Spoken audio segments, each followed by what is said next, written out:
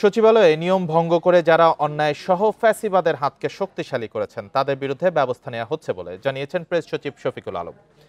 সকালে সাভারে জুলাই গণঅভ্যুত্থানে নিহত শহীদ শাকিল হোসেনের নামে চত্বর ও শহীদ আবির আশরাফুল্লাহর নামে লাইব্রেরি উদ্বোধন অনুষ্ঠানে এসব কথা বলেন তিনি। বান্ডেল থাকলে প্রতি সেনমানিতে টাকা বাঁচবে।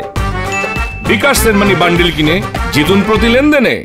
এ সময় প্রধান উপদেষ্টার প্রেস সচিব শফিকুল আলম ফেব্রুয়ারির প্রথমার্ধে জাতীয় সংসদ নির্বাচনের জন্য তারিখ ঘোষণা করা হবে জানিয়ে বলেন, দেশে সুন্দর নির্বাচন আয়োজন জুলাই গণঅভ্যুত্থানে নিহত শহীদের প্রতি ওয়াদা।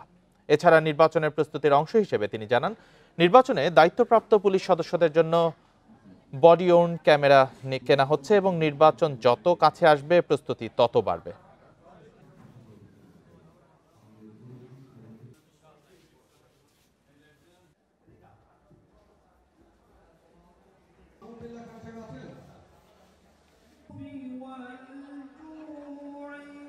ফ্যাসিবাদের হাতকে যারা শক্তিশালী করেছেন, বাংলাদেশের মানুষের অধিকারকে খর্ব করার কাজে যারা নিজেদেরকে নিয়োজিত করেছিলেন, অবশ্যই তাদের বিরুদ্ধে আমরা ব্যবস্থা নিচ্ছি।